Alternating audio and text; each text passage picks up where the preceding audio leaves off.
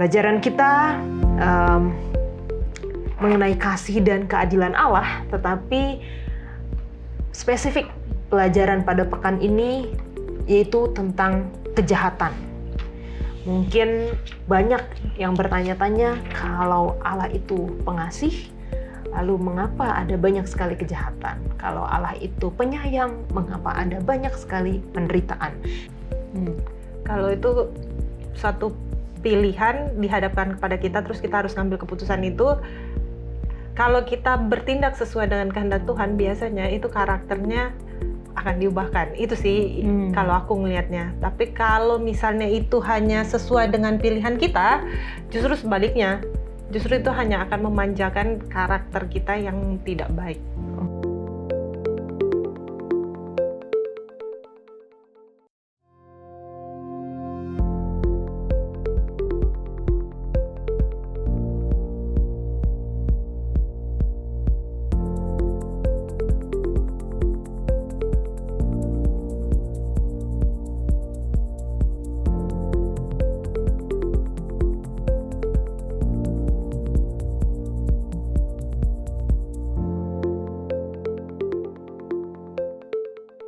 Selamat datang di Diskusi Sekolah Sabat, diskusi pembelajaran Alkitab yang mendalam untuk menguatkan iman kepercayaan kepada Tuhan.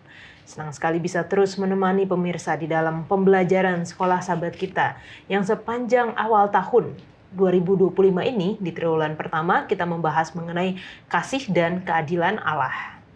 Dan terima kasih juga untuk teman-teman yang sudah hadir di studio untuk bersama-sama kita akan berdiskusi dan mempelajari firman Tuhan dari buku pelajaran Sekolah Sabat kita, dan kita senang juga untuk dapat menyapa teman-teman yang telah menyaksikan dan telah turut bersama belajar dengan kami dan menuliskan di kolom komentar YouTube channel Diskusi Sekolah Sabat. Untuk yang pertama, boleh minta kesediaan dari Jedi untuk membacakan. Yang pertama ada dari Manalu, Washington. Shalom, salam dari Jemaat Cirebon. Mohon didoakan rencana pembangunan pastori dan rumah ibadah di cabang Sekolah Sabat Jamblang, Cirebon. Terima kasih, Tuhan Yesus memberkati. Yang kedua ada dari JMZ. Amin. Puji Tuhan atas diskusi Sekolah Sabat yang begitu baik. Tuhan memberkati. Yang selanjutnya ada dari Yolanda Benamen. Puji Tuhan, bersyukur kepada Tuhan untuk penjelasan yang baik dengan bahasa yang sederhana dan mudah dimengerti. Salam kasih dari kami GMAHK Jemaat Mopah Lama Merauke, Papua Selatan. Tetap setia dalam pelayanan, Tuhan Yesus memberkati. Amin, puji Tuhan. Gary, silakan. Oke, di sini ada dari akun FK Story ya. Amin. Terima kasih atas perbincangan dan penjelasan yang amat membantu dalam pembelajaran kelas Sekolah Sabat. Lalu yang kedua ada dari Nagata Wali. Shalom, puji Tuhan. Terima kasih diskusi yang luar biasa. Saya yang baru pemula di kelas SS Pemuda, jadi bisa mengerti tentang pelajarannya. Tuhan memberkati. Lalu yang berikutnya ada dari Marki Manongko.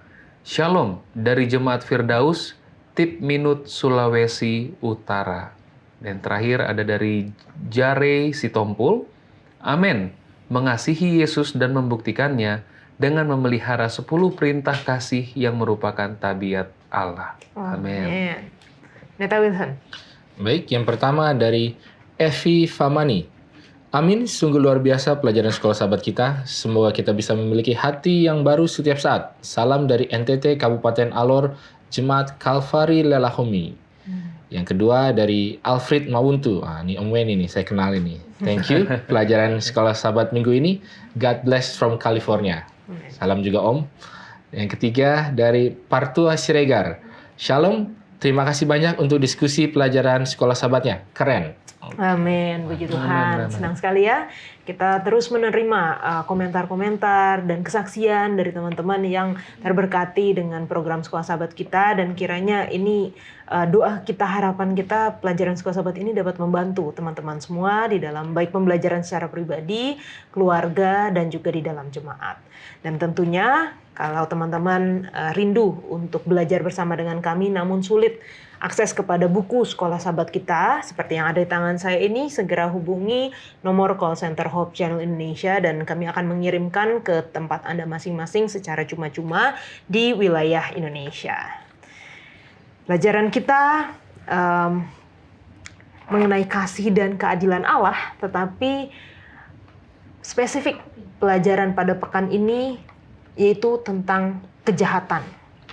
Mungkin banyak yang bertanya-tanya, kalau Allah itu pengasih, lalu mengapa ada banyak sekali kejahatan? Kalau Allah itu penyayang, mengapa ada banyak sekali penderitaan? Kita akan melihat masalah kejahatan ini dari sudut pandang kasih dan keadilan Allah. Allah adalah kasih. Keseluruhan kitab suci menyatakan fakta ini. Kasih adalah inti dari siapa Allah itu, inti dari segala sesuatu yang kita percayai, dan harus menjadi inti dari segala sesuatu yang kita lakukan. Oleh karena itu, cara kita memahami kasih memengaruhi keseluruhan iman dan perbuatan kita. Namun apa sebenarnya kasih itu? Apakah kasih Allah hanya memberi, tetapi tidak pernah menerima? Apakah kasih ilahi itu murni pengorbanan diri? Atau mungkinkah Allah juga disenangkan oleh manusia? Apakah kasih Allah itu bersifat emosional? Apakah Allah benar-benar peduli terhadap manusia? Bisakah kasih Allah ditolak atau dihilangkan? Apakah Allah mengadakan hubungan saling mengasihi dengan makhluk ciptaan? Bagaimanakah kasih dan keadilan bisa jalan beriringan? Jika Allah adalah kasih, mengapa ada sangat banyak kejahatan dan penderitaan di dunia ini? Jawaban atas pertanyaan-pertanyaan ini akan menyatakan kasih Allah yang digambarkan kitab suci jauh lebih besar daripada gagasan-gagasan yang dianggap sebagai kasih di dunia saat ini. Temukan tentang apa yang telah dan sedang dilakukan Allah untuk memulihkan kasih di setiap sudut dan celah alam semesta. Dalam pelajaran Sekolah Sahabat, Kasih dan Keadilan Allah.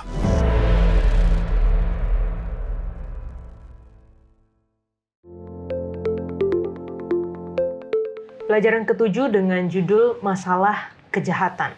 Ayat hafalannya terdapat di dalam Wahyu 21 ayat 4. Dan ia akan menghapus segala air mata dari mata mereka, dan maut tidak akan ada lagi. Tidak akan ada lagi perkabungan, atau ratap tangis, atau duka cita, sebab segala sesuatu yang lama itu telah berlalu.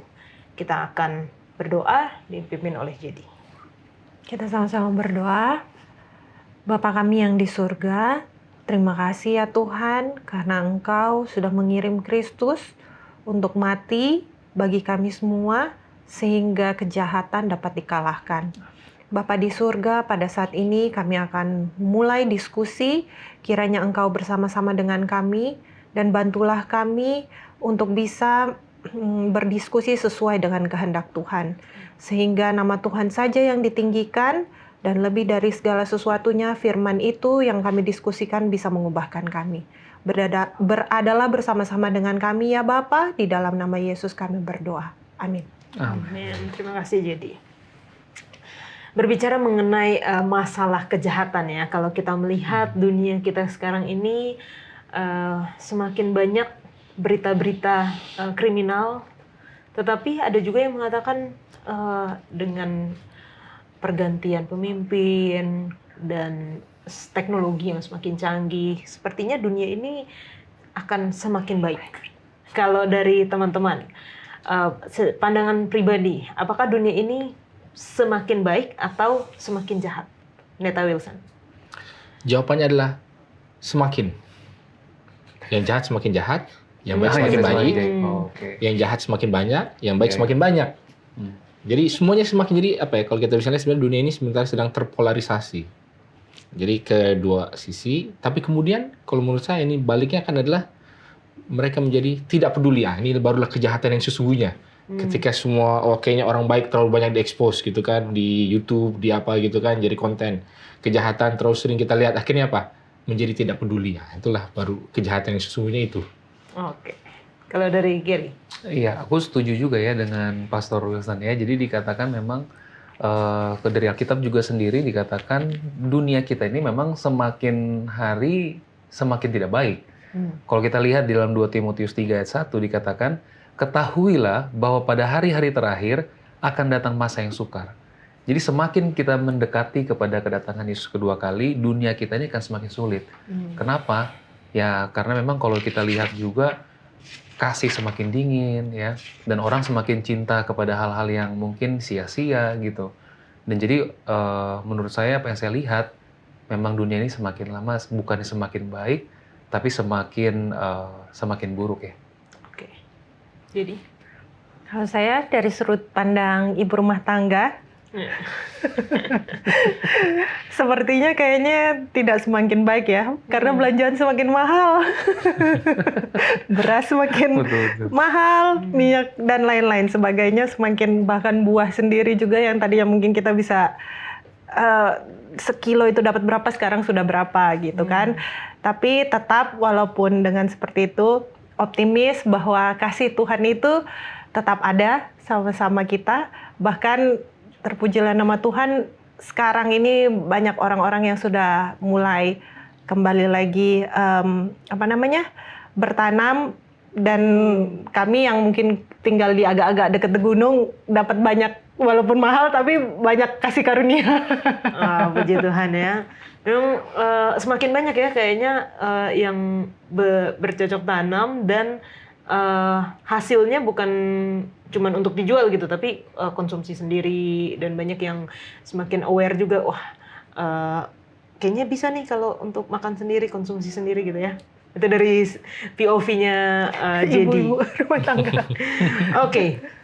Nah, kalau kita lihat dosa yang berbagai macam ragamnya sekarang gitu ya, dari yang kita mungkin sudah sering dengar atau sudah baca itu sudah ada di Alkitab, sampai yang variasi-variasinya banyak nih sekarang.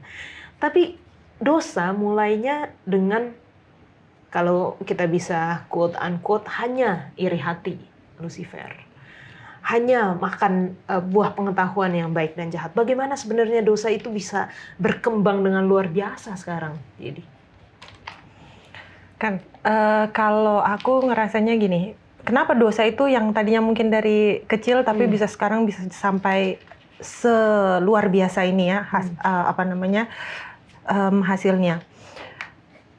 Kalau boleh ada, aku pernah dengar gitu, ada quote bilang bahwa apa yang kamu kasih makan itu yang akan terus bertumbuh gitu kan, itu yang akan semakin besar.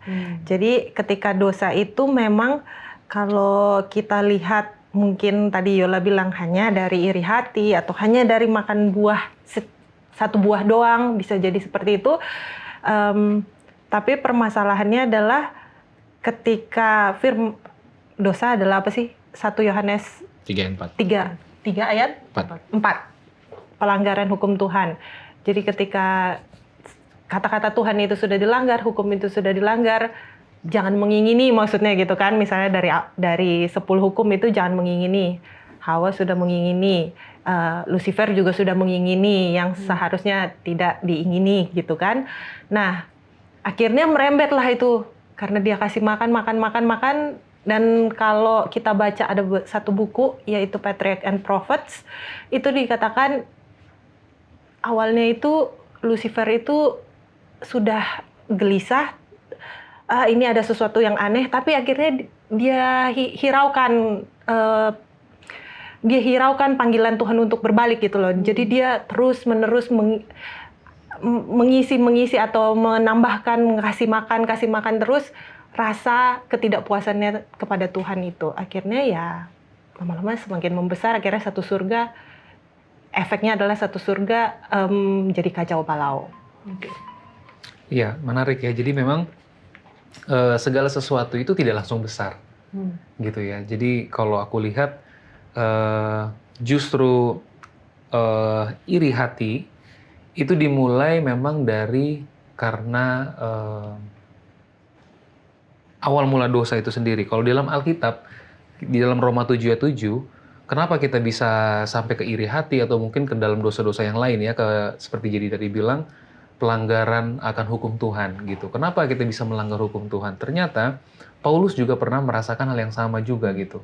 Tapi dia coba sampaikan kepada kita di dalam Roma 7 ayat 7. Di situ dikatakan, jika demikian, apa yang hendak kita katakan? Apakah hukum Taurat itu dosa? Sekali-kali tidak. Sebaliknya, justru melalui hukum Taurat, aku telah mengenal dosa. Karena aku juga tidak tahu apa itu keinginan. Kalau hukum Taurat tidak mengatakan, jangan mengingini. Jadi ketika kita mengenal dosa, diawali oleh karena rasa mengingini, gitu ya.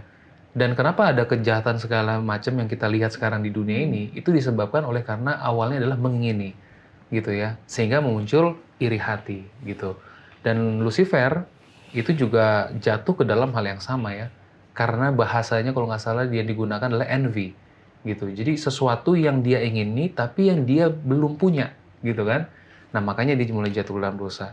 Nah itu menurut saya akar dari segala sesuatu dosa-dosa yang lain, yang terjadi sekarang oleh karena kita gagal dari hal yang sederhana. Gitu. Oke. Pendeta Vincent. Ya, mungkin kalau saya mau menyambung yang sudah disampaikan dari teman-teman berdua, apalagi yang dari tadi JD bilang, apa itu dosa? Dikatakan kalau dalam kata-katanya, dosa itu adalah pelanggaran akan hukum. Ya. Tapi kalau kita mau melihat bahwa di dalam kata aslinya, ini bukannya mau sok jago ya, tapi dikatakan dosa itu bukan pelanggaran hukum. Kalau pelanggaran hukum itu kan adalah kata kerja ya. Tapi dikatakan dosa itu adalah anomia. Bukan anemia ya. Ini anomia. Jadi ini kan dari kata Yunani, a artinya tidak, nomos hukum. Jadi dosa itu adalah bukan tindakan, tapi adalah keadaan yang tidak memiliki hukum. Jadi kita bisa bayangkan kenapa dari keadaan yang tidak memiliki hukum ini bisa menjadi begitu banyak hal-hal yang lebih lebih jahat, padahal awalnya hanya kecil saja kan dibilang mengingini. Jadi kita bisa bayangkan, misalkan di satu persimpangan yang ramai gitu kan, kesalahan kecilnya adalah mematikan lampu, lampu lalu lintasnya. Kecil sekali kan, apa sih merah, kuning, hijau, matiin aja. Nanti akan tiba-tiba muncul segala macam bukan rusuh ya. Pertama macet dulu, habis macet orang marah-marah, habis orang marah-marah mungkin nggak tahu lah saling berantem, akhirnya kerusuhan apa segala ya. Ini seperti kayak snowball effect gitulah ya, seperti efek bola salju yang dimulai dari ketika kita menolak hukum. Dan ini sebenarnya mungkin pelajaran yang lebih panjang lagi ya, tapi kalau dikatakan ada dua hal di dalam Yesaya 14 dikatakan Lucifer sudah jatuh apa segala macam. Kenapa? Dia ingin menyamai Tuhan, hendak menyamai yang maha tinggi. Lalu kemudian kita lihat di dalam Kejadian pasal 3, godaan daripada ular kepada Hawa adalah kamu akan menjadi seperti Allah. Jadi ingin menjadi seperti Allah ini apa? Mengetahui yang baik dan yang jahat. Apa ini mengetahui? Bukan hanya mendeskripsikan pengetahuan. Oh, saya jelaskan. Oh, ini baik. Terus, oh, saya jelaskan. Ini buruk. Oh, itu kita harus tahu. Itu bukan menjadi seperti Allah. Itu manusia harus tahu, malaikat harus tahu, semua harus tahu. Tapi yang jadi seperti Allah kalau kita mempreskripsikan, oh, ini yang baik, ini yang jahat. Jadi saya yang menentukan mana yang baik, mana yang jahat. Jadi hukum itu nggak ada. Sayalah hukum itu. Dan ketika itu ada, akhirnya ya semua hukum akan bertabrakan. Jadi tidak ada lagi yang mengatur. Ya memang hanya mengingini. Saya hanya mengingini begini, tapi keinginan ini siapa yang mengatur saya? Lalu orang lain mengingini juga keinginan dia. Akhirnya begitu banyak keadaan yang semua, kalau di dalam hakim-hakim dikatakan bahwa belum ada raja, semua orang bertindak sesuai dengan keinginan hati mereka, sesuai dengan apa yang mereka inginkan. Nah itulah akhirnya jadi kekacauan. Dan itulah sebenarnya ya mungkin secara singkat, kenapa sesuatu yang kecil ini bisa membawa ya segala macam lah, genosida lah, apalah perang lah, segala macam. Iya. Wah, luar biasa ya. Jadi kita melihat dari akarnya bagaimana dosa yang terlihat kecil, tetapi itu sebenarnya yang menentukan gitu. Karena menginginkan menjadi hukum, menjadi apa yang mau melakukan seenak saya saja. Dan kejahatan ini bukan hanya dirasakan oleh kita saat ini, tetapi orang-orang atau umat-umat Tuhan di dalam Alkitab, bahkan sampai ditulis umat-umat Tuhan ini berseru kepada Tuhan, berapa lama ya Tuhan, berapa lama lagi kami harus menanggung penderitaan, kami harus menanggung kejahatan yang dilakukan terhadap kami. Dan ini kita bisa lihat di dalam Alkitab bahwa ada janji, berkat dan kutuk ya.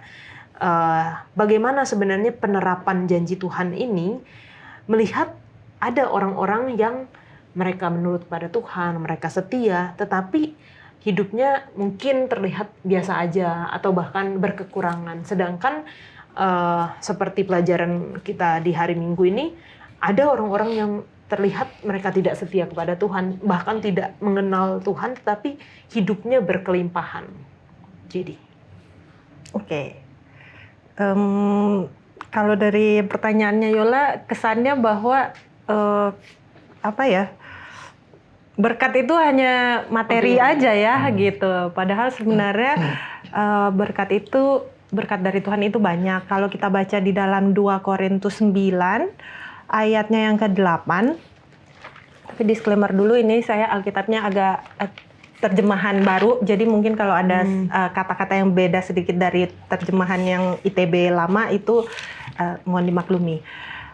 2 Korintus 9 ayat yang ke-8. Lagi pula, Allah sanggup melimpahkan segala anugerah kepada kamu, supaya kamu senantiasa, katanya, berkecukupan di dalam segala sesuatu, dan malah berkelebihan di dalam berbagai perbuatan baik, katanya. Jadi, kalau saya menjawab pertanyaannya yang tadi, bahwa yang nggak apa-apa orang yang misalnya hidupnya mungkin tidak ada di dalam hukum Tuhan, tapi dia secara materi berlebihan, ya satu hal yang pasti juga, setan juga bisa memberikan berkat itu gitu kan. Jadi kita nggak tahu nih ini berkat dari setan atau dari Tuhan. Tapi kalau dari Tuhan katanya adalah dibilang berkecukupan dalam segala sesuatu, bahkan katanya bisa berlebihan dalam berbagai perbuatan yang baik. Jadi berkat itu bukan cuma sekedar materi. Jadi kalau orang yang hidupnya di dalam Tuhan tapi mungkin secara materi biasa-biasa aja, mungkin dia, kalau kita lihat, malah berkelebihan di dalam berbagai perbuatan yang baik. Itu juga adalah berkat. Amin. Pendeta? Mungkin kalau dari saya adalah kita seringkali berharap bahwa segala sesuatu itu dalam prinsip tabur tuai. Ya kan? Ya, kalau kita menabur kebaikan akan mendapatkan kebaikan. Kalau kita setia nanti akan ya cepat naik pangkat apa segala. Kalau kita jahat ya kita akan dapat hukuman segala sesuatu. Tapi kita lupa bahwa itu adalah aturan yang ada. Tapi apakah sekarang kita hidup di dalam dunia yang teratur? Ya, kalau balik kepada pertanyaan yang sebelumnya kan mengenai apa itu dosa, sudah tidak ada lagi ini keteraturan. Jadi hubungan sebab akibat secara absolut itu masih tetap ada. Tetapi di dunia yang sudah terkompromi, hubungan sebab akibat itu nggak langsung seperti itu lagi, karena ada cara-cara untuk membuat orang tidak menerima apa yang orang itu layak dapatkan. Sama kan kayak kalau misalnya di jalanan kan, kalau lagi macet ya, kalau kita bandingkan dengan negara yang lebih teratur dibandingkan negara yang teratur, mau macet seperti apa, mau ada bahu jalan begitu lebar, bahu jalan kiri begitu, bahu jalan kanan begitu lebar, nggak akan ada yang nyelak. Tapi di dunia yang 62 ini, yang plus 62 ini ya, kalau ada celah sedikit orang akan masuk. Ya, kalau busway terbuka sedikit orang akan masuk. Jadi orang yang melanggar busway pasti akan lebih cepat sampai dibandingkan dengan orang yang taat, mengikuti aturan. Begitu juga kalau dalam arti, karena memang tadi seperti jadi bilang ini lebih kepada materi ya. Kalau materi itu, misalkan kalau ya ini yang klise lah, dia orang jahat gitu ya, orang jahat tapi banyak duitnya karena dia jahat. Akan ada banyak hal yang bisa dia tanggulangi. Dia pasti akan bisa lebih sehat. Kenapa? Bisa pergi ke dokter, bisa pergi nge-gym. Karena dia nggak perlu kerja terlalu keras karena dia udah korupsi contohnya, dibandingkan dengan orang yang harus kerja dan bukan hanya kerja, rumah di Bekasi tapi kerjanya di Tanjung Priuk gitu kan, pulang pergi 2 jam, stres gitu kan, nggak ada waktu buat olahraga. Sementara dia karena dia udah korupsi, punya apartemen di SCBD, kerjanya cuma di kantor sebelah, banyak dia waktunya. Jadi dia lebih sehat, lebih bugar. Jadi nggak bisa kita bilang bahwa kebaikan itu pasti akan baik, sehat, apa segala. Kejahatan itu nggak, karena banyak hal yang bisa dibayar dalam tanda kutip dengan kejahatan yang akan membawa kebaikan juga. Jadi, dan makanya keluhan daripada pemazmur ini adalah sangat wajar gitu loh, orang jahat gitu. Tapi kita bisa menjelaskan kenapa dia bisa seperti itu. Sementara kan harapannya adalah biarlah Tuhan yang akan memberikan penghakiman. Dan ya ini mungkin juga nyambung kepada kesadarannya ya. Lalu aku melihat kepada bait suci dan aku melihat akhir daripada orang itu. Nah, baru itulah di sana bisa ada keadilan yang sebenar-benarnya. Karena kan yang sekarang ini ya memang belum adil karena belum divonis gitu loh. Belum dieksekusi putusannya ya. Nanti ya kalau orang selalu bilang di akhirat nanti ya. Kita bukannya selalu kabur ke akhirat terus ya, tiap ada masalah kabur ke akhirat. Tiap lihat orang jahat berhasil kita kabur ke akhirat juga. Nanti di akhirat dia mati di api neraka, dipanggang apa segala macam. Ya enggak seperti itu juga mindsetnya, tetapi harus kita sadari bahwa hukum yang berlaku sekarang ini bukanlah hukum yang ideal, tapi juga bukan hukum yang final. Nah, mungkin seperti itu. Tapi kita yakin ya bahwa janji Tuhan itu ada dan janji Tuhan itu pasti. Artinya, kalau gitu saya jadi orang jahat aja lah gitu. Toh kita bisa membeli kebaikan dengan kejahatan yang saya lakukan gitu. Tapi jangan lupa bahwa janji Tuhan itu ada dan pasti, bahwa ketika kita setia, ketika kita menurut kepada Tuhan, mungkin kita tidak seperti orang-orang yang di luar sana terlihat banyak materi, berkelimpahan, terlihat bahagia, nggak berapa lama dapat kabar cerai contohnya, atau nggak berapa lama dapat kabar tertangkap OTT contohnya gitu. Jadi ya kita harus setia saja. Setia dalam arti kita meyakini bahwa janji Tuhan itu ada dan janji Tuhan itu pasti. Jangan kemana-mana, kita akan lanjutkan setelah yang satu ini.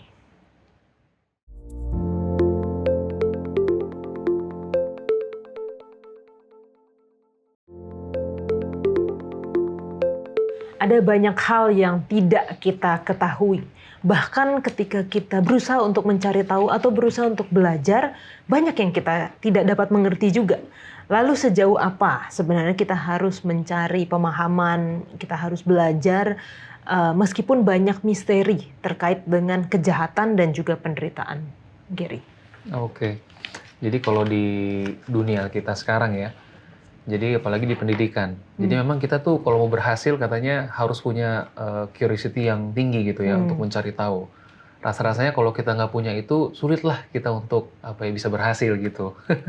Tapi yang menarik dari sesuatu keinginan untuk mengetahui sesuatu hal secara mungkin sederhananya ya bagus juga gitu ya dan baik gitu. Tapi ada satu poin juga yang Tuhan sampaikan bahwa ada sesuatu yang tidak dibukakan, ya memang tidak perlu untuk dipelajari, begitu ya. Buktinya di dalam Efesus 1 ayat 9. Di situ dikatakan, sebab ia telah menyatakan rahasia kehendaknya kepada kita sesuai dengan rencana kerelaannya, yaitu rencana kerelaan dari semula telah ditetapkannya di dalam Kristus. Jadi kalau kita lihat dari ayat ini, bahwa Tuhan memberikan kepada kita kesempatan untuk mengetahui rahasia-rahasia itu sesuai dengan kerelaannya.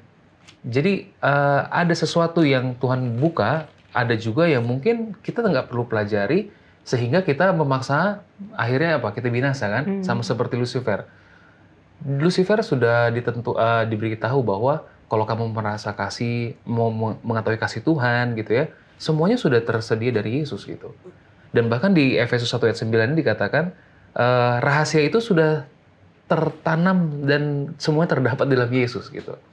Jadi supaya kita tidak terjebak dari hal yang sama seperti Lucifer, bagaimana caranya kita bisa belajar mengetahui sesuatu tapi kita tidak terjebak dari hal yang sama seperti Lucifer, yaitu kita belajar saja dari apa yang kehidupan Yesus, yang Yesus bukakan di dalam kehidupan sehari-hari. Itu jadi batasan bagi saya ya, untuk saya bisa mempelajari sesuatu, apakah ini yang baik, apa yang tidak, dari situ kalau saya lihat ya.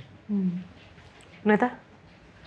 Ya kalau ini menarik juga ya, kalau ditanya seberapa jauh kita harus mengetahui, apalagi kalau di dalam konteks ini kan, kalau dalam pelajaran kita ada di dalam mengenai diskusi antara Ayub dengan Allah gitu kan. Jadi Ayub ini banyak bertanya-tanya kenapa begini, terus bukannya tidak ada jawabannya, teman-temannya berusaha menjawab ya. Tiga orang ini dan satu anak muda yang akhirnya nanti di belakang mencoba menjelaskan sesuatu yang real, nyata, dan perlu penjelasan. Jadi jangan kita bilang bahwa penjelasan ini tidak kita perlukan. Karena ketika sesuatu terjadi harus ada penjelasannya. Kalau enggak orang bisa jadi gila gitu kan. Karena kan itu. Yang menarik adalah penjelasan yang Allah berikan bukanlah penjelasan, melainkan pernyataan dan pertanyaan ya, mengenai keagungan Allah, kehebatan Allah, dan betapa manusia itu tidak tahu apa-apa. Nah, ini menjadikan suatu meta naratif yang menarik ketika kita melihat di dalam keadaan kita. Dalam arti begini, karena kita tahu cerita Ayub, makanya ada hal yang bisa kita observasi ke Ayubnya, dan ada hal yang bisa kita ekstrapolasi ke kitanya. Dalam arti begini, Ayub ini kan tidak tahu apa yang terjadi. Nah, kan, bahwa ada seperti bukan pertaruhan lah ya, tapi seperti ada sesuatu yang terjadi di balik layar ya, antara Allah dengan setan kan, tentang perdebatan mengenai pertentangan besar itu kan. Dia tidak tahu, yang dia tahu adalah dia menderita. Tapi kemudian yang Allah kasih tahu, Allah juga bukan bilang bahwa sebenarnya ada loh yang terjadi loh ini loh. Sebenarnya saya dan setan ini sedang lagi ada percobaan loh. Itu nggak dikatakan kepada Ayub. Tapi yang dikatakan kepada Ayub adalah bahwa ya memang banyak hal yang kamu nggak mengerti. Memang ada hal-hal yang terlalu besar untuk kamu. Akulah pencipta ini, kamu kan enggak apa segala macam. Nah, kita sebagai pembaca mengetahui dua lapisan ini kan. Lapisan yang Ayub ketahui dan apa yang Allah kasih, dengan lapisan yang di atasnya yang sebenarnya terjadi. Terus ketika kita hadapkan ke kita, ini ada lagi yang lapisan yang ketiganya lagi, yang breaking the fourth wall lah ini kalau bilangan, yang sekarang kita ini bagaimana. Jadi karena kita mengetahui kisah Ayub, bukan berarti kita jadi bisa menjawab kisah kita kan, tapi kita jadi mengetahui dua hal ini, bahwa ada sesuatu yang di balik layar dan memang ada sesuatu yang kita tidak akan ketahui. Jadi dalam dua hal ini sebenarnya sudah terjawab lah semuanya. Bahwa secara garis besarnya betul ada, kalau dalam yang kita meta naratif paling tidak yang kita pegang adalah pertentangan besar ya, the great controversy, bukan antara manusia dengan Allah, tapi antara Allah dengan setan gitu ya. Jadi jangan salah, ini kontroversinya bukan antara kita dengan Allah. Kita ini sebenarnya adalah in the line of fire gitulah, seperti yang kayak korban sampingan lah sementara yang sedang bertikai. Tapi dengan mengetahui itu juga tidak menjelaskan kenapa kayak pertanyaan sebelumnya, yang jahat kok makin gemuk kayak kalau dibilang di dalam Mazmur itu, dan yang benar kok makin menderita. Tapi paling tidak ada sebuah gambaran besar yang udah kita memang harus terima gambaran itu. Dua hal, bahwa ada sesuatu yang kita bisa ketahui, dan ada sesuatu yang ada lebih banyak lagi mungkin bahkan yang tidak bisa kita ketahui. Nah, pertanyaannya sampai sebatas manakah kita harus menyeimbangkan antara mana yang pengen kita tahu dan mana yang tidak. Dan melihat kepada kisah Ayub sebenarnya adalah lebih banyak orang perlu menerima bahwa dia tidak tahu apa-apa. Dia tidak mengetahui rancangan besar Allah. Dan bagi Ayub itu sudah cukup. Nah, bagi kita masih ada bonusnya, bahwa ada pertentangan besar ini, sesuatu yang di balik layar. Ya sebenarnya dari sisi itu, ketika orang bisa sampai kepada titik itu, ya sebenarnya sudah cukup. Jadi percuma kita cari tahu ini kenapa begini, ujungnya adalah memang ini adalah sesuatu yang ideal, tetapi kita hidup di dunia yang tidak ideal. Dia sebenarnya sudah selangkah lagi untuk mengetahui ada pertentangan besar. Nah, kalau sudah sampai di situ, sebenarnya sudah selesailah pencarian dia. Karena setelah itu dia tidak bisa, karena ini ada pertentangan besar, makanya saya harus memainkan sistem ini. Begini saya akan begini, sehingga walaupun saya jujur saya akan bisa sukses 100%. Nggak akan juga. Dia akan temukan bahwa dia tetap baik, tapi nggak 100% sukses juga. Dan dia akan bisa lihat bahwa ada orang yang benar-benar sepertinya mengobrak-abrik sistem, tapi kok malah semakin diberkati, dalam tanda kutip semakin kaya, semakin sukses. Jadi nggak akan bisa juga dia selesaikan. Gitu. Dan ini menjadi satu pertanyaan yang besar ya, ketika kita tahu bahwa Allah punya rancangan yang jauh lebih besar, yang kita sedikit pun mungkin sekecil kuku pun kita nggak bisa mengerti gitu ya. Tetapi ini menjadi satu, kalau di dalam pelajaran kita dikatakan teisme yang skeptis. Mungkin saya bacakan sedikit dari bacaan di pelajaran hari Selasa. Penganut teisme yang skeptis adalah orang yang percaya bahwa Allah mempunyai alasan yang baik untuk apa yang telah dilakukannya. Namun karena pengetahuan kita yang terbatas, maka kita tidak perlu berharap untuk mengetahui apa alasan-alasan tersebut. Penganut teisme yang skeptis itu bersikap skeptis mengenai kemampuan manusia untuk menyadari atau memahami sepenuhnya alasan-alasan Allah sehubungan dengan kejahatan di dunia ini. Nah, langsung ke pendeta ya.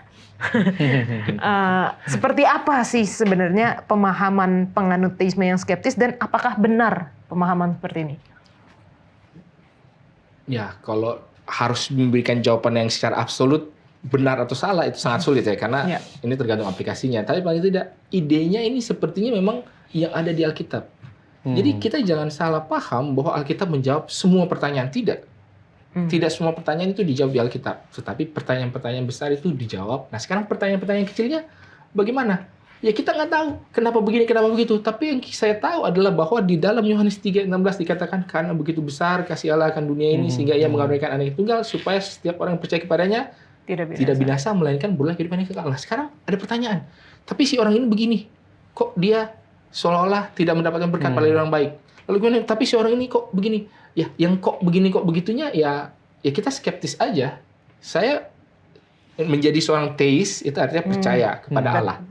Tapi skeptikal ini bukan dalam arti sebenarnya saya percaya kepada Allah atau enggaknya, itu agnostik gitu ya. Dia percaya ada Allah, tapi ya nggak tahu arah itu benar apa enggak. Ini bukan ke arah sana. Jadi yang skeptisnya adalah terhadap kemampuan bagi manusia untuk mengetahui Allah itu sebenarnya seperti apa, secara mendetail, secara rinci dan pasti.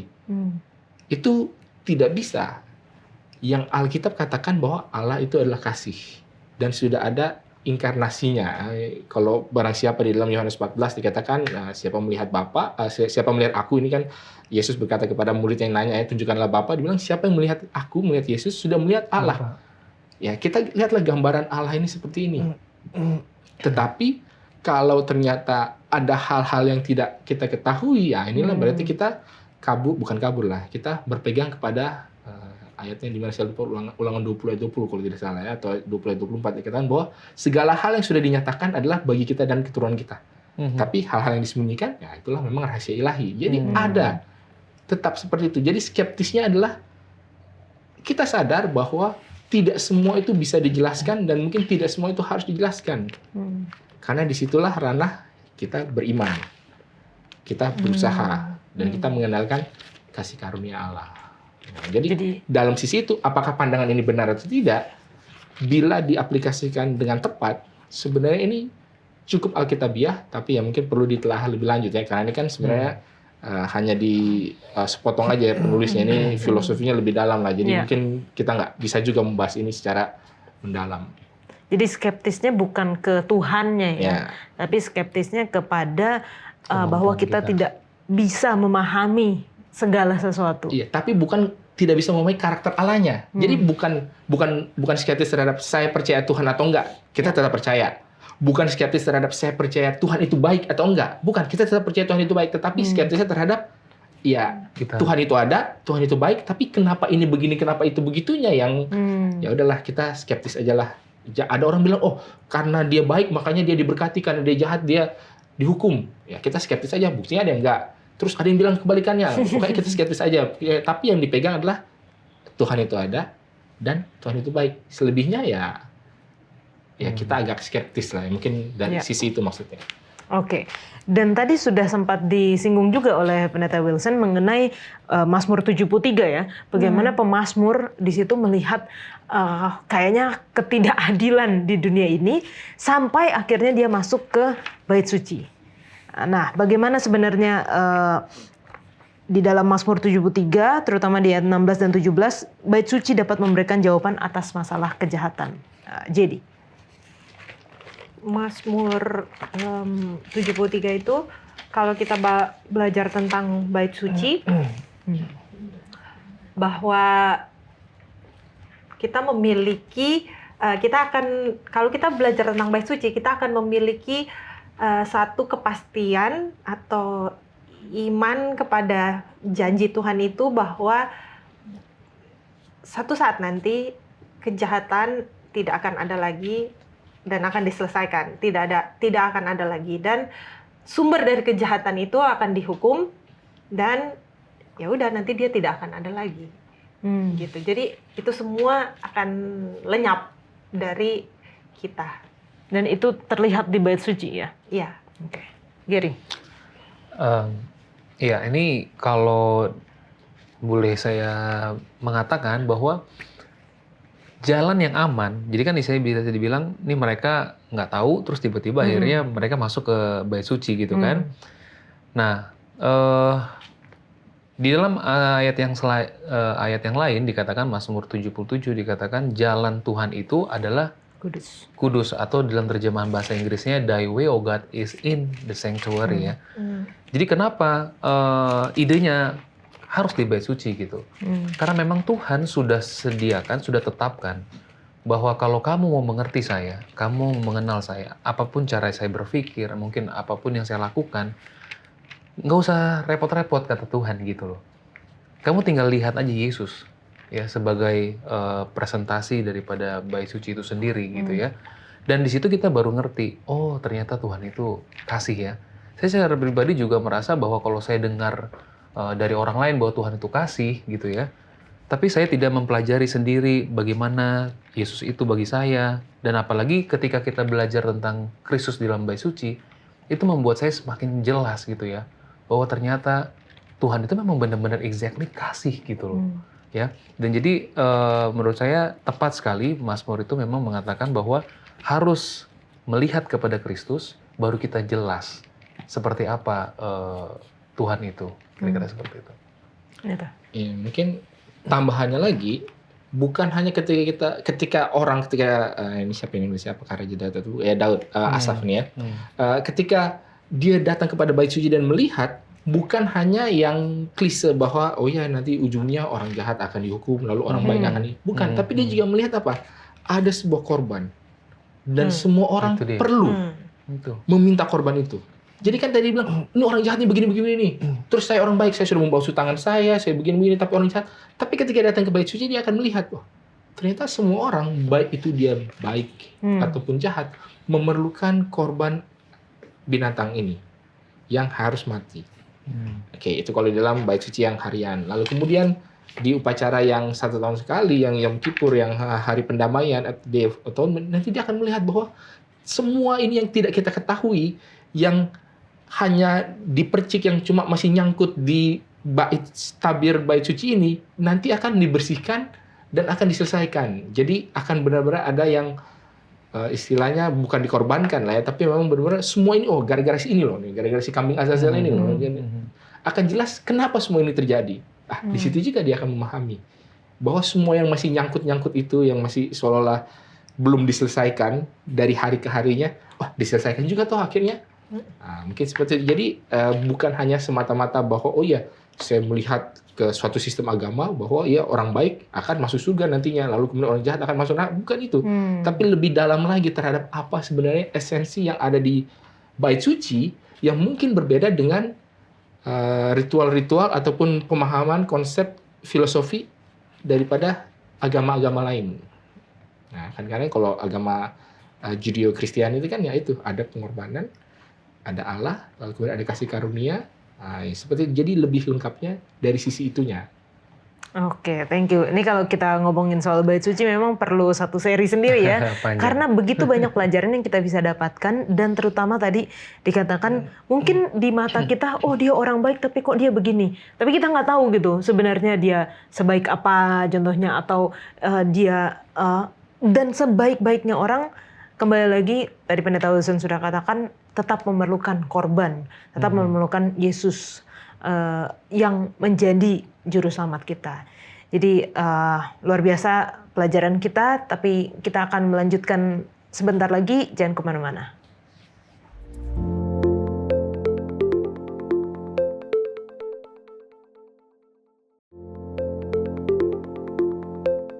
Kita semua telah mengetahui mengenai kebebasan memilih adalah kebebasan yang Tuhan berikan kepada kita untuk menunjukkan bahwa kasih itu harus diberikan secara cuma-cuma. Harus diberikan karena memang kita mengasihi. Bukan karena kita tidak punya pilihan lain selain mengasihi Tuhan. Tetapi di pelajaran kita di hari Rabu, pembelaan kebebasan memilih, dikatakan di sini adalah pandangan bahwa kejahatan adalah akibat dari penyalahgunaan kebebasan memilih oleh makhluk ciptaan. Jadi Allah tidak bisa disalahkan atas kejahatan karena kejahatan adalah hasil dari penyalahgunaan kebebasan memilih yang diberikan Allah kepada kita untuk tujuan yang baik. Di dalam dunia kita saat ini, di tengah-tengah kebebasan memilih, tetapi juga manusia dengan segala kecenderungan dosanya. Bagaimana kita dapat menggunakan kebebasan memilih kita dengan benar? Jadi, Bagaimananya adalah dengan memberikan, nggak tahu ya, sesimpel itu mungkin pikiran aku, dengan memberikan kebebasan memilih aku ke Tuhan. Karena dia yang tahu yang terbaik kan. Tapi memang itu nggak gampang, maksudnya untuk praktek di kehidupan sehari-hari itu kayaknya itu yang lebih challenging gitu loh. Secara teori mungkin aku bisa ngomong kayak gitu, tapi memang praktek hidup sehari-harinya itu yang harus bergumul setiap hari minta Tuhan tolong. Aku pernah berdoa kayak gitu juga, tapi jadi kayak lebih ke Tuhan nggak apa-apa aku jadi robot, yang penting yang penting menurut gitu, daripada berjuang setiap hari tapi jatuh terus gitu. Kalau dari Gary gimana? Iya, jadi aku juga ngebayang juga ya bahwa kalau misalnya pertanyaan ini dibahas lebih lanjut, mungkin ada beberapa orang yang mengarah kalau gitu ya kenapa dikasih kebebasan memilih gitu kan? Kalau misalnya oleh karena bebas memilih akhirnya dosa masuk kan gitu kan? Tapi intinya itulah spesialnya Tuhan kita. Tuhan yang kita sembah ini ya. Jadi Tuhan kita itu seperti tadi Yoli bilang, saya pernah berdoa kan jadi seperti robot gitu. Tapi Tuhan nggak mau seperti itu. Ya. Sama seperti contohnya saya nih, gitu, dengan istri saya jadi gitu. Kalau misalnya dibilang dia menuruti saya oleh karena dia, bukan karena dia cinta sama saya, itu bagi saya sesuatu hal yang sia-sia. Gitu. Kenapa? Karena dia melakukan itu oleh karena dia takut sama saya. Gitu. Dan bahkan ada ayatnya kok di dalam Hosea, mungkin kita bisa buka sama-sama ya. Di dalam Hosea 6 ayat 6. Hosea 6 ayat 6 dikatakan begini. Sebab aku menyukai kasih setia dan bukan kurban sembelihan. Aku menyukai pengenalan akan Allah lebih daripada korban bakaran. Jadi Tuhan sendiri senang sekali dengan pilihan-pilihan yang benar oleh karena kita mengasihi Allah gitu. Ya, jadi bukan karena saya melakukan ini, saya harus ke hari Sabat, saya harus ke gereja dan sebagainya. Oleh karena apa? Karena saya takut salah memilih gitu. Iya kan? Karena nanti kalau saya memilih akhirnya apa? Ujung-ujungnya nanti saya dihukum kan gitu kan? Jadi itulah spesialnya Tuhan kita gitu ya, bahwa Tuhan mau kita menggunakan pilihan kita dengan benar karena kita dengan jelas mengenal Tuhan kita. Saat tadi seperti Pastor Wilson bilang, ya bukannya sekedar percaya saja gitu ya, tapi memang kita mengenal betul-betul bahwa Tuhan itu ada gitu kan. Dan jadi berangkat dari situ kita baru bisa memilih, oh ya inilah pilihan yang benar ya menurut Tuhan. Kenapa? Ya karena memang saya mengasihi Tuhan gitu. Oke, Neta. Kenapa dengan kebebasan memilih dan kecerahan dosa, bagaimana manusia dapat menggunakan kebebasan memilih? Jadi yang perlu kita pahami adalah bahwa dosa itu tadi seperti dibahas di awal bukanlah perbuatan saja, tapi lebih kepada pikiran, kan keadaan, state of mind gitu kan. Sehingga memang pertempuran itu ada di pikiran. Dan kita bisa bilang bahwa perbuatan-perbuatan dosa ini sebenarnya efeknya apa sih? Ya banyak efeknya kan. Tapi dengan kemahakuasaan Allah, efek-efek ini kan bisa dengan sekejap mata dihilangkan. Tapi yang tidak mau Allah dengan sekejap mata ubah adalah keputusannya. Jadi kalau tadi jadi bilang, ya saya menyerahkan, ya nggak apa-apa. Tapi paling nggak itu adalah keputusan saya untuk menyerahkan. Tapi bukan Allah yang Memaksa. maksa. Dan lanjutannya lagi adalah, tapi setelah saya serahkan keputusan saya pun, kok sepertinya masih banyak perbuatan-perbuatan dosa yang saya lakukan. Nah ini memang pergumulan yang seperti Paulus sendiri katakan, ya kan? Siapakah yang bisa membebaskan aku dari tubuh yang fana ini, yang berdosa ini kan? Sebab aku yang tidak aku sukai malah aku lakukan. Yang pokoknya itulah intinya kan. Aku melakukan ada pergumulan.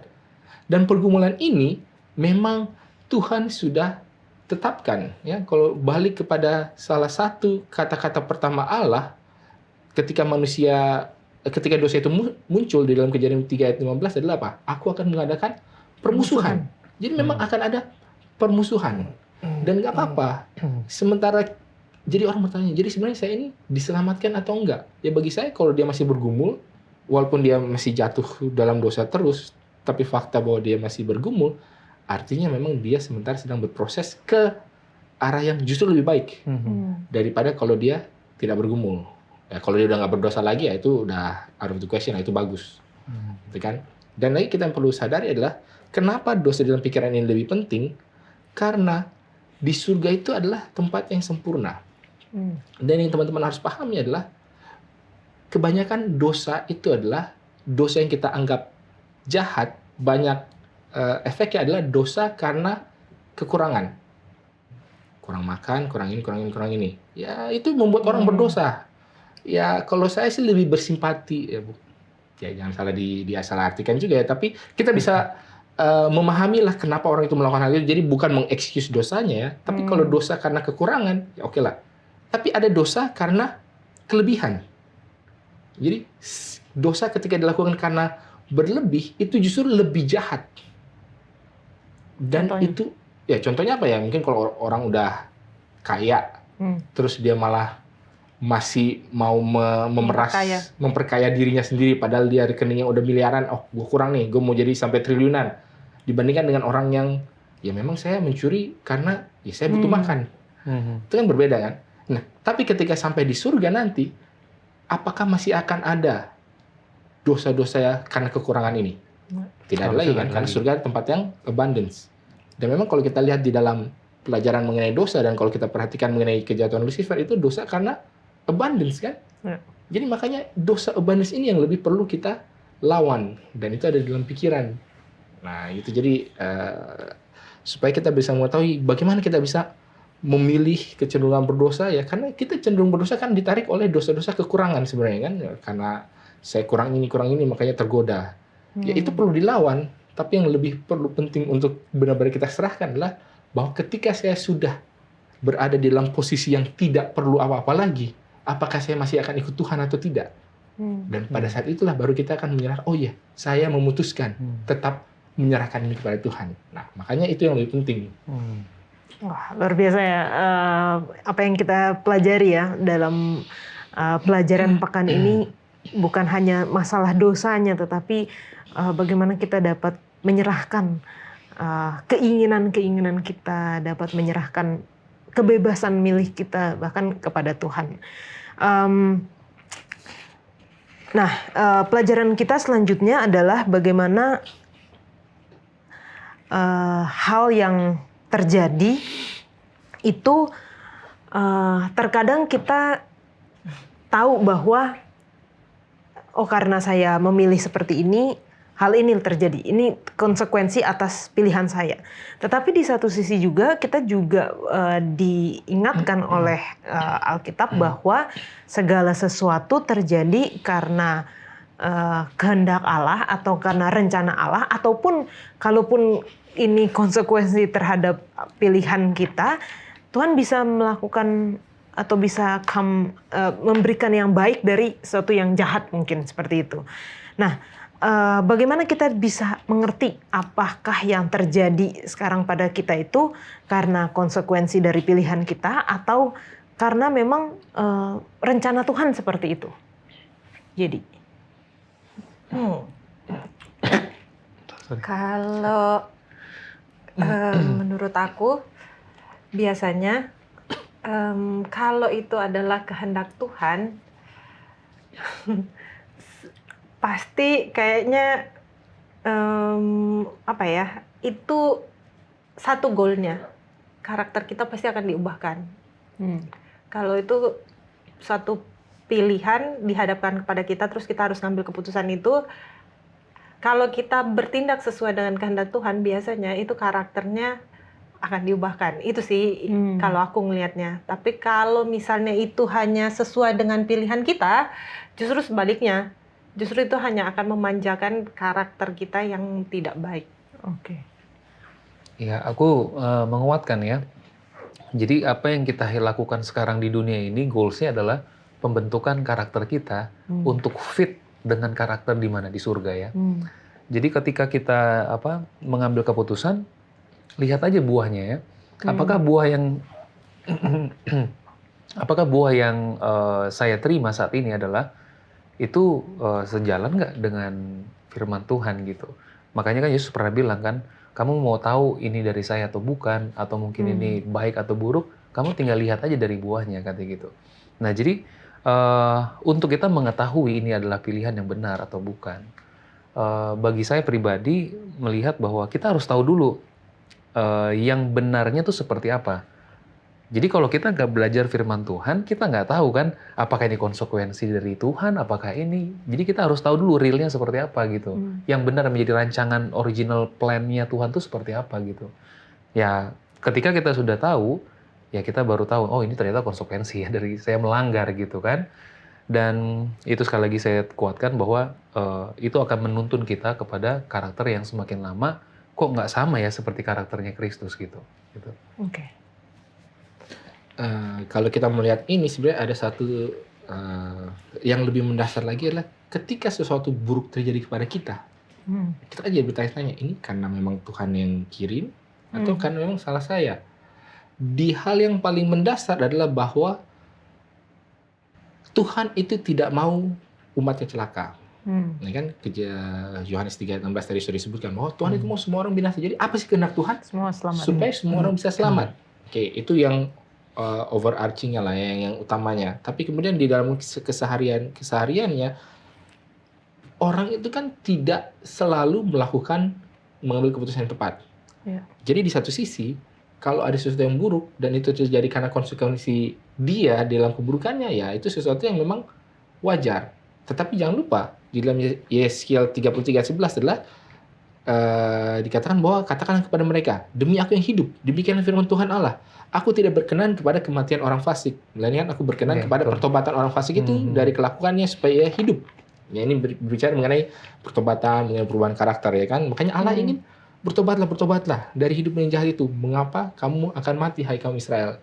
Jadi ada sisi itunya, oke, dalam bicara soal konsekuensi. Tapi kita juga jangan lupa, konsekuensi itu bukan cuma atas pilihan saya secara mikro iya. Tapi kan kita hidup di dunia yang berinteraksi dengan begitu banyak orang. Ya. Apa yang terjadi kepada kita juga adalah konsekuensi atas pilihan orang tua kita. Konsekuensi atas pilihan orang yang ada di atas kita, atas bos kita. Kenapa tiba-tiba dipecat? Oh, iya, habis bos kemarin salah investasi. Jadi kan saya enggak, saya mengerjakan dengan rajin ya, dia aja salah.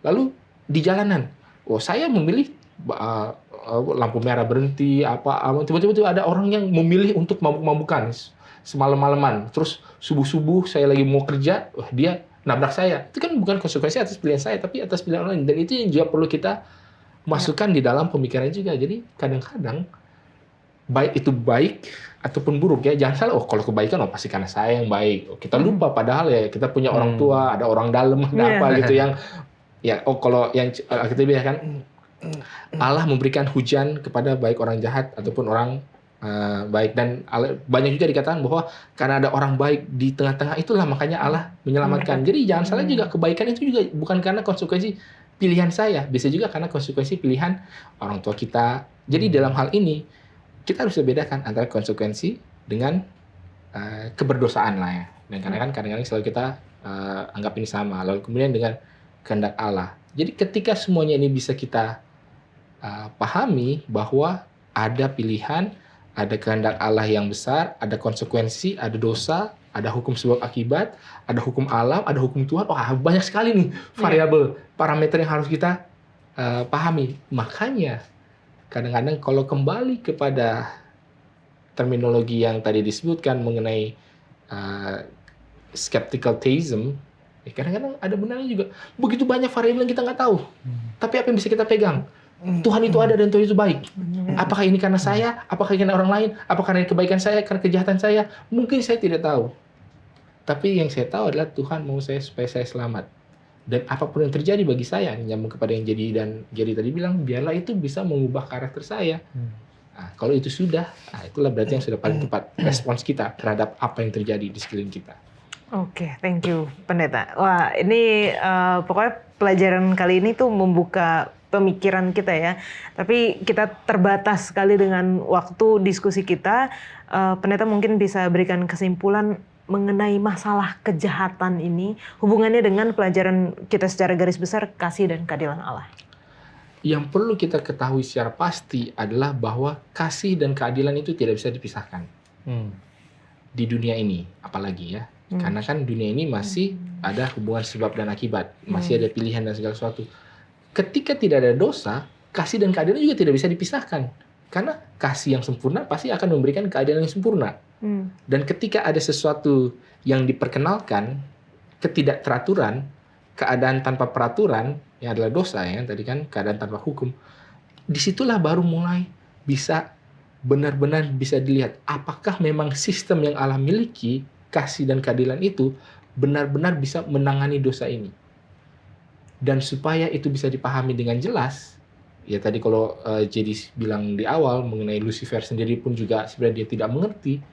Ya jangankan Lucifer, ya semua makhluk-makhluk surgawi juga nggak mengerti sebenarnya. Memangnya salah kita punya kehendak pribadi? Memangnya salah kalau saya mau punya pikiran yang independen? Di awal itu mungkin tidak terlihat bahwa itu salah. Dan kalau pada saat itu langsung dihukum, wah, jadi orang akan menurut karena ketakutan. Sehingga apa ya, bisa dibilang bahwa dosa ini adalah percobaan. Dan kita sementara ada di dalam hal itu. Jadi banyak hal-hal yang kita bisa katakan kita adalah korban.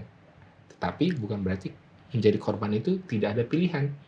Bukan berarti kita sebagai korban itu tidak ada kehendak Allah bagi kita. Bukan berarti bahwa tidak ada keadilan. Semua itu tetap ada. Dan pada akhirnya nanti barulah bisa dibilang. Setelah semua terjadi, semua sudah kelihatan bahwa semua lidah mengaku, semua lutut bertelut dan mengatakan bahwa adil-adillah Engkau Tuhan. Nah, sebenarnya itu yang nanti akan menjadi akhir daripada keseluruhan sejarah kosmis, bukan hanya dunia ini saja, tapi ya surga secara juga segala. Amin. Thank you Pendeta, thank you Jadi, thank you Gary sudah berdiskusi. Teman-teman mungkin masih banyak pertanyaan-pertanyaan ya yang teman-teman ingin tanyakan terkait dengan pelajaran kita sepanjang pekan ini ataupun juga tentang kasih dan keadilan Allah. Jika ada, tuliskan di kolom komentar YouTube channel Diskusi Sekolah Sahabat atau melalui nomor call center Hope Channel Indonesia dan kita akan membahasnya.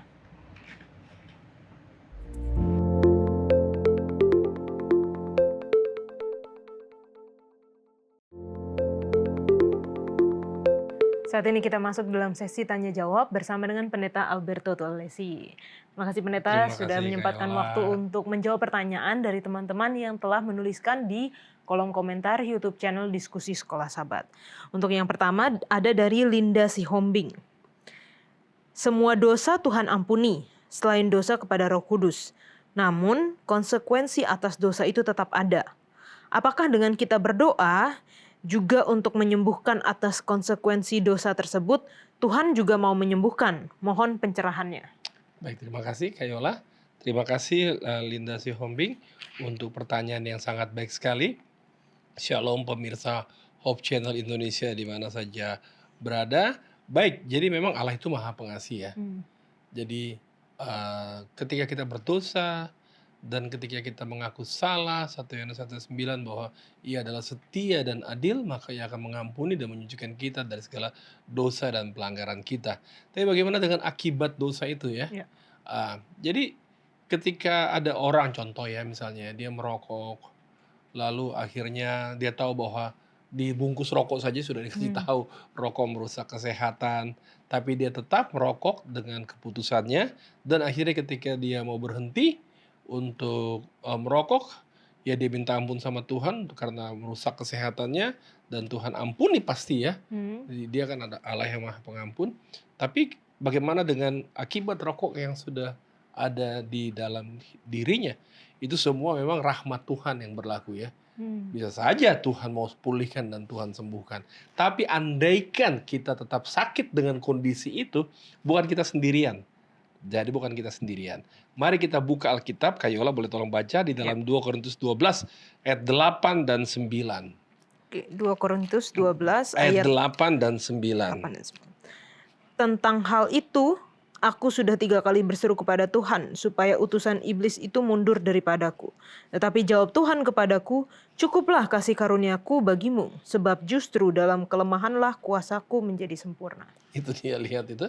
Jadi andaikan tidak disembuhkan, sebagaimana Paulus ya, Paulus kita tahu bersama waktu dia mendapat penglihatan di gerbang Damsik itu, matanya terganggu dan Ananias memulihkannya, dan tapi setelah itu rupanya memang diizinkan Tuhan. Gangguan itu mengganggunya, dia dikatakan di sini bagaikan utusan iblis ya, yang menggocok dia, yang mengganggu dia. Dia minta untuk Tuhan tolong pulihkan, Tuhan sembuhkan, untuk mundur utusan iblis daripada saya. Tapi enggak, biar aja. Yang luar biasanya, sebab justru dalam kelemahanlah kuasaku menjadi sempurna. Jadi andaikan Tuhan izinkan kita tetap menderita oleh karena apa yang kita lakukan itu, enggak apa-apa, karena ada Allah yang menyertai kita. Pasti, Roma 8 ayat 28 saya bacakan. Kita tahu sekarang bahwa Allah turut bekerja dalam segala sesuatu untuk mendatangkan kebaikan bagi mereka yang mengasihi Dia, yaitu bagi mereka yang terpanggil sesuai dengan rencana Allah. Jadi Allah pasti bekerja untuk kita, untuk kebaikan dan keselamatan kita. Amin. Terima kasih, Kak Yola. Amin. Terima kasih Pak Pendeta untuk jawabannya. Pertanyaan selanjutnya datang dari Sofi. Saya mau bertanya di pelajaran ke-5 hari Jumat bagian akhir. Banyak orang diselamatkan, namun sedikit yang dihukum. Maksudnya bagaimana ya? Mohon penjelasannya. Terima kasih, Tuhan memberkati. Baik. Mungkin saya baca dulu Ya, ya, baca Pendeta ya. Kak Yola, boleh baca Kak Untuk Yola. pelajaran ke-5, Ya. judulnya adalah Murka dari Kasih Ilahi. Iya. Di Bagian akhir dari Jumat, pelajaran bagian hari Jumat. akhir. Saya mungkin baca satu paragraf terakhir. Kasih tidak berbeda halnya dengan keadilan menuntut agar terhadap dosa ini dijatuhkan hukuman. Adalah merupakan rahmat Allah di mana ribuan orang harus menderita untuk mencegah diturunkannya hukuman ke atas jutaan manusia. Agar supaya menyelamatkan orang banyak itu, ia harus menghukum yang sedikit. Iya, jadi bukan yang ditanyakan oleh Sofi ya. Jadi itu dikatakan bukan banyak orang diselamatkan namun sedikit yang dihukum, bukan itu. Tapi bunyinya adalah agar menyelamatkan orang banyak itu, ia harus menghukum yang sedikit. Ini kita tahu bersama kisah tentang pemberontakan bangsa Israel. Bayangkan di Gunung Sinai, ketika di kaki Gunung Sinai itu, ketika Musa sementara bertemu dengan Tuhan dan mendapatkan hukum Tuhan itu. Tapi yang terjadi adalah mereka menunggu Musa tidak turun-turun, lalu mereka mulai berseru kepada Harun. Wah, akhirnya yang terjadi singkat ceritanya, akhirnya mereka membuat patung dari emas, patung lembu, dan akhirnya mereka sembah itu. Dan ketika Musa turun, Musa kecewa, Allah juga sudah tahu itu apa yang terjadi dengan pemberontakan yang luar biasa itu, yang seharusnya. Coba kita baca Keluaran 32 ayat 9 dan 10 kayak. Oke, Keluaran 32 Ayat 9 dan 10. ayat 9 dan 10. Di sini dikatakan, lagi firman Tuhan kepada Musa, telah kulihat bangsa ini dan sesungguhnya mereka adalah suatu bangsa yang tegar tengkuk. Oleh sebab itu biarkanlah aku, supaya murkaku bangkit terhadap mereka dan aku akan membinasakan mereka. Tetapi engkau akan kubuat menjadi bangsa yang besar. Itu pilihannya. Jadi memang karena pemberontakan yang luar biasa itu, Tuhan mau menghukum mereka semua. Biar aja lah dari Musa lah nanti Tuhan akan bangkitkan satu bangsa yang besar. Tapi Musa ini orang yang paling lemah lembut, orang yang luar biasa. Jadi dia menjadi syafaat pengantara bagi bangsa Israel, dan dia memohon dan melunakkan hati Tuhan. Jangan Tuhan, jangan dibinasakan. Tapi apa yang terjadi akhirnya? Coba kita singkat ceritanya ayat 28 Kak Yola. Oke, ayat 28. Bani Lewi melakukan seperti yang dikatakan Musa dan pada hari itu tewaslah kira-kira 3.000 orang dari bangsa itu. Iya, akhirnya Tuhan menghukum yang 3.000 orang itu. Daripada jutaan mati, akhirnya yang sedikit itulah katanya. Yang sedikit itu. Jadi memang dosa harus diselesaikan. Walaupun bagaimana juga dosa harus diselesaikan. Karena kenapa? Nanti dia bagaikan ragi yang ada di adonan yang bisa menyebar kemana-mana dosa itu. Jadi oleh karena itu dikatakan tadi kalimatnya adalah agar supaya menyelamatkan orang banyak itu ia menghukum yang sedikit itu. Terima kasih Oke, Kayola. jadi ini konteksnya mengenai cerita ini ya Iya, pendeta ya. kisah ini. Baik, terima kasih untuk jawaban dari pendeta. Terima kasih juga teman-teman untuk pertanyaan-pertanyaannya. Kalau masih memiliki pertanyaan seputar dengan pelajaran sekolah sahabat kita, baik yang pelajaran kali ini ataupun juga sepanjang triwulan mengenai kasih dan keadilan Allah, jangan ragu-ragu untuk menuliskan di kolom komentar YouTube channel Diskusi Sekolah Sahabat. Kita kembali ke studio.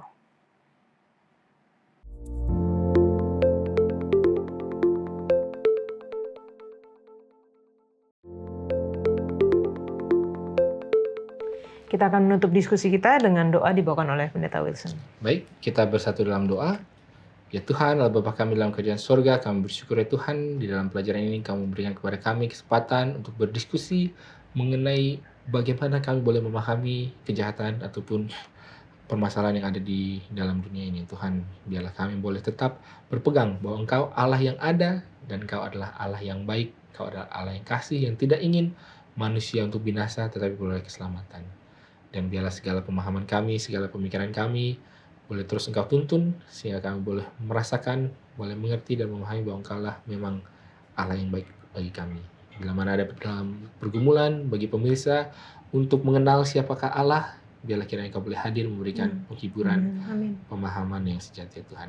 Ini yang menjadi dalam pengharapan kami, dalam Yesus kami berdoa. Amin. Amin. Amin. Terima kasih Pendeta Wilson. Terima kasih jadi Gary sudah berdiskusi dan kita senang sekali melalui pelajaran ini kembali diulang-ulang bahwa kita dapat mengerti, kita dapat percaya bahwa Allah itu ada, Allah itu baik walaupun di tengah-tengah banyaknya masalah, kejahatan, dosa. Tetapi kita harus setia karena ada harapan, ada upah yang menanti bagi kita yang setia kepada Tuhan. Kita akan belajar di episode selanjutnya. Tuhan Yesus memberkati.